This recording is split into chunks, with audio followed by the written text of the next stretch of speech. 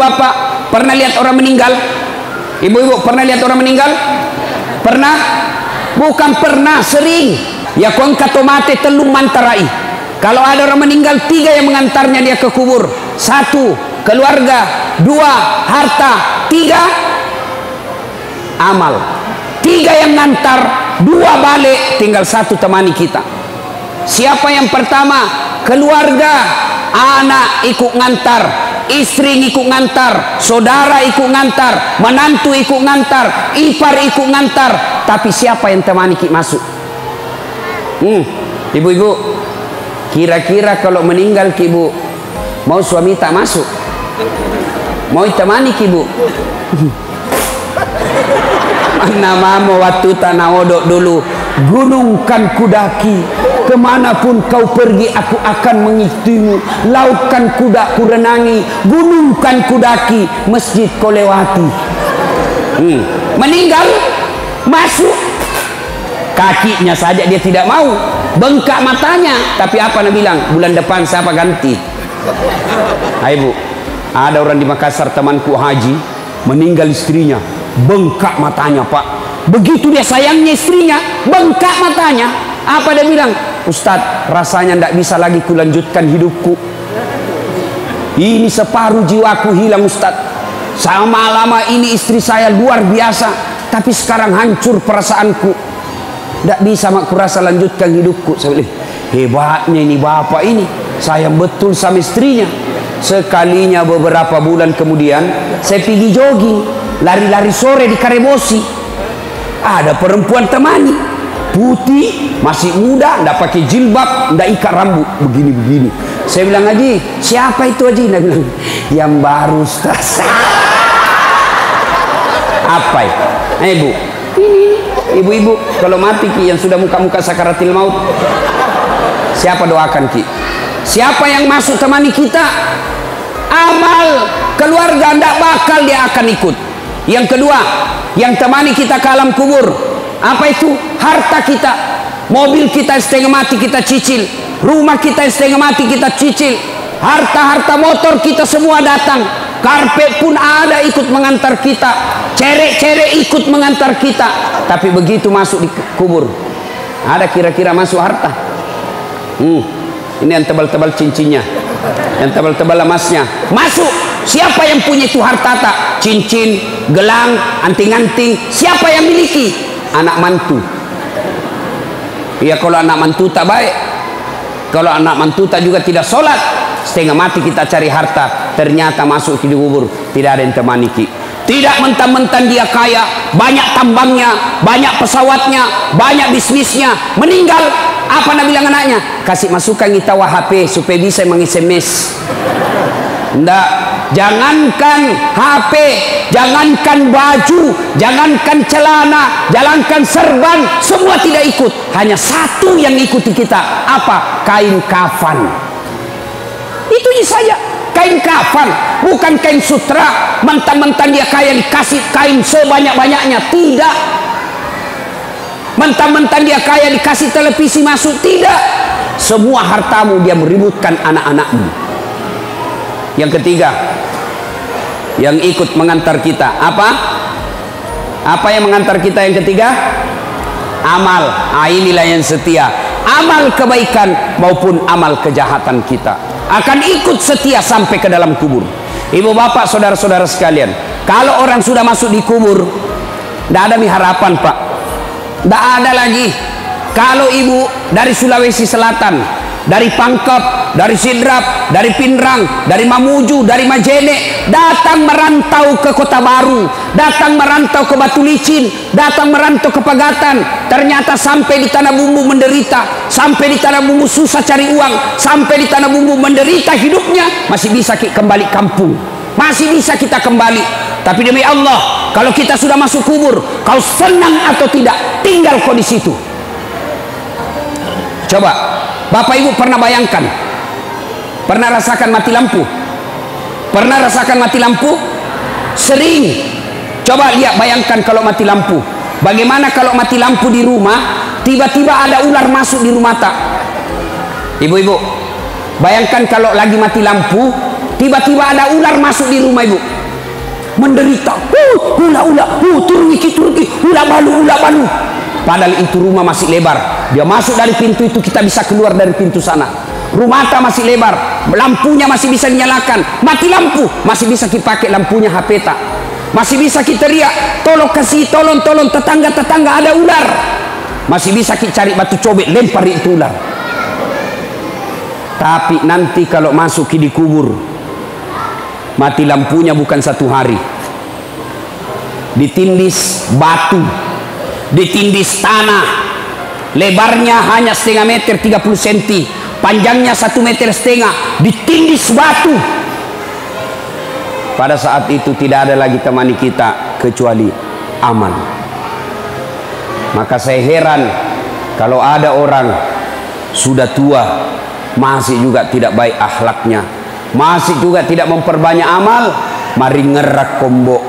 Saya heran orang takziah belum juga baik agamanya, datang acara haul, datang acara keagamaan, pulang masih tidak baik agamanya, maka itu orang sudah mati hatinya. Nah ibu bapak saudara-saudara sekalian, masuki di kubur, yang pertama diperiksa sholat.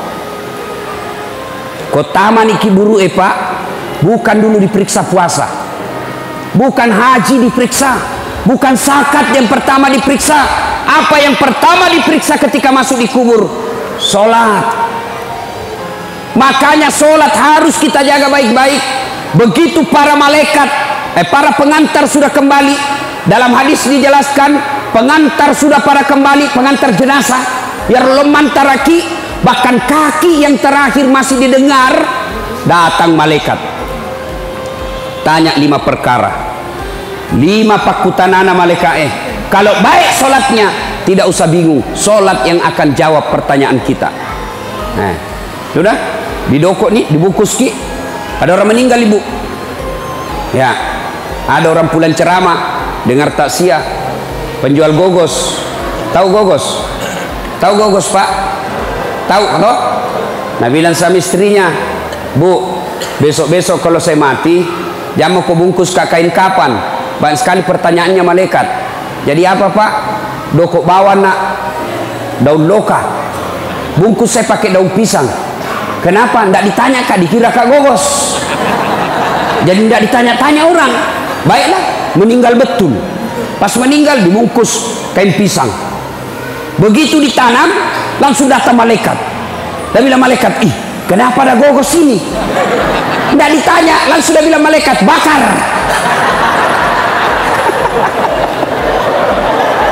Dek, dari tanah langsung menitunuh. Bapak saudara-saudara sekalian. Nah, orang itu menghadapi sakaratil maut. Sebelum kita masuk di kubur, sakaratil maut dulu kita hadapi. Orang menghadapi sakaratil maut macam-macam. Ya, pernah lihat orang sakaratil maut? Coba lihat itu. Saya, kalau ada orang meninggal itu siapa dipanggil? Siapa? Ustadz. Makanya jangan pandang enteng itu ustadz. Karena kalau mau mati siapa dipanggil? Pak Camat. Dan tahu mengaji. Siapa dipanggil? Kepala dinas. Lari. Siapa dipanggil? Ustadz. Makanya jangan kau pandang enteng itu ustadz, karena ada saatnya sakaratul maut kau, dia yang tolong kau. Adalah orang meninggal, coba lihat macam-macam itu orang meninggal pak. Ada orang saya lihat orang sakaratul maut, madang nasa ngogi kan macam-macam itu orang sakaratul maut. Kata Nabi, orang kalau sakaratul maut, biar kau kasih air seluruh yang ada di lautan, tidak akan mengobati rasa hausnya. Haus, madak atau ke madak ibu. Makanya lihat orang sakaratul maut, naik turun itu tenggorokannya. Coba lihat itu, dibacakan syahadat kok. Bahkan ada di Sulawesi Selatan ibu-ibu 1 minggu sakaratul maut tidak mati. Ingat, kalau ada orang lama sakaratul maut berarti lama disiksa itu. Saya kasihan, saya datangi, saya bacakan Yasin. Bismillahirrahmanirrahim, Yasin. Langsung dibangun ibu, pergi kok. Nah lempar kak botol aqua. Jangan mengaji sini, panas telingaku. Salai. Barusannya ada orang saya ngajikan panas telinganya. Saya ulang lagi. Bismillahirrahmanirrahim, Yasin. Nah, lempar kak lagi. basah bajuku. Saya tinggalkan. Saya bilang, peringatan ini. Saya tanya anaknya, pintar jitu mengaji mama tak? Dia bilang, itu ustaz mama ajiku. Tidak nak tahu memang mengaji, kasihan. Haji tidak nak tahu mengaji. Banyak haji begini sekarang. Saya seandainya menteri, maka syarat menunaikan ibadah haji lancar ngaji, pasti turun pendaftar. Bu, kalau ada yang tidak tahu ngaji di sini, belajar ki, belajar ki. Masih sakit tuh komate ki nadek tesing mengaji. Kenapa? Wawancaranya nanti di akhirat. Pernah ki lihat orang wawancara?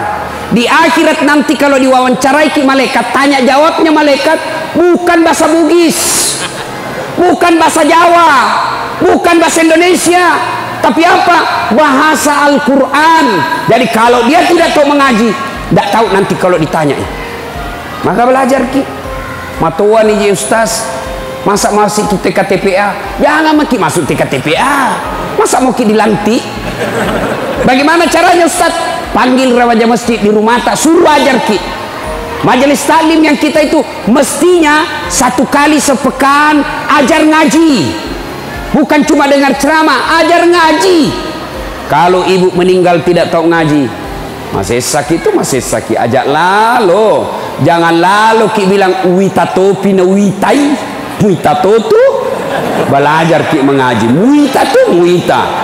Nah, ibu bapak saudara-saudara sekalian, maka seluruh pengantar balik, maka datanglah malaikat. Bertanyalah ini malaikat, Marabuka, siapa Tuhanmu? Kalau baik solatnya, solat akan berkata, mundur kau. Dasat, mundur. Selama kau hidup, kau pelihara solatmu. Sekarang saya pelihara kamu, saya yang jaga kamu. Marabuka, siapa Tuhanmu? Solat kita menjawab, Allahu Akbar. Mungkar geling kepala, itawa jagonya barusan kuda apa ini. Ditanya lagi, man nabiyuka, siapa nabimu? Asyhadu Allah ilaha illallah wa asyhadu anna Muhammadar Rasulullah. Malaikat bilang, ih tambah jago, orang tanah bumbu ini. Itu kalau baik solatnya. Akhirnya mungkar Nabi bilang, kir kir kir, nakir, kau maju nakir. Nabi bilang mungkar nakir, sedangkan kau mundur, apalagi saya wakil ji. Mungkar nakir. Nabi bilang kalau begitu kita naik melapor. Naiklah melapor di aras Allah. Ya Allah, ada hambamu, saya tanya, Marabbuka. Dia jawab Allahu Akbar. Allah berfirman, oh bukan dia yang jawab, tapi solatnya. Karena dia baik solatnya, tidurkan dia seperti nikmatnya tidur pengantin baru. Masih ingat waktu pengantin baru, Bu? Enak nih itu pengantin baru. Sampai saya selalu mau ulang, tapi tidak kada wani. Coba itu kalau baik solatnya. Kalau tidak beres solatnya, kembali pengantar, datanglah dia, datang malaikat, ditanya, Marabuka, siapa Tuhanmu? Langsung kaget. Tunggu dulu, orang baru datang. Malaikat yang mau nagiaki. Ditanya, Marabuka, siapa Tuhanmu? Kaget lagi. Langsung dia jawab, ketuhanan yang Maha Esa. Langsung disemes. Jadi bubu, syarat pertama kalau mau ki selamat menghadapi sakaratil maut itu, perbaiki solat. Kemudian ketika sakaratil maut sudah tiba saatnya kita masuk di kubur, pertama diperiksa solat. Maka saya setiap saya solat ceramah ibu, solat anak ini yang selalu saya ulang-ulang. Biar baik puasa tak, bangun ki masjid mewah seperti ini, tapi kalau tidak solat tidak ada gunanya. Ini ibu-ibu banyak ndak solat gara-gara apa? Gara-gara apa? Ibu-ibu banyak ndak solat gara-gara apa? Pengantin. Mukanya nak kasih make up, nak kira tembok kuning, coklat, abu-abu, biru, keren. Ada cilakna, alisnya nak kasih tipis. Ada juga yang tebal, beda kanan beda kiri. Nah kasih lebih lagi sedikit di sini.